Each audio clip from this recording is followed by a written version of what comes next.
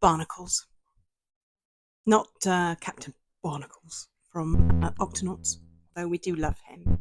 But why would somebody who studies plankton be interested in barnacles? Well, I will tell you why. Barnacles have part of their life cycle in the plankton. They have two forms, which are pretty cool. The first is a nauplius, a little dude that has these kind of crazy legs and these pointy horns. Yes, because barnacles are crustaceans. They're related to crabs and lobsters. I know, right? They will molt a couple of times. They lose their exoskeleton as they grow.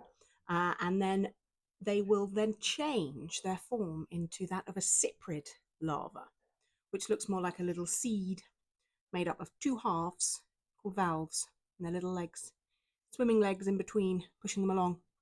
And it is a non-feeding stage, actually. They don't feed at this point, at the cyprid stage, but they do have these amazing appendages called antennules,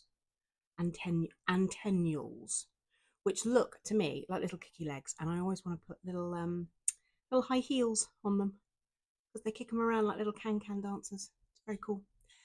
But they use these antennules to walk, yes, walk across substrates, so things like rocks or groins, to try and find a suitable place to live. They use chemoreceptors, these sensory organs that tell them whether or not a place is a good place to settle or not a good place to settle, because once the barnacle settles, it's there for life. So it's got to make the right choice. And once the antennules have been walking around for a while and the chemoreceptors have been figuring out whether a place is a good spot or not a good spot, once it chooses a place, it will secrete a really powerful glue that sticks them permanently to that substrate, and they mature into the adults that we know and love. Yeah, so there we go. I hope you've enjoyed that little informative can around the life of a barnacle in the plankton.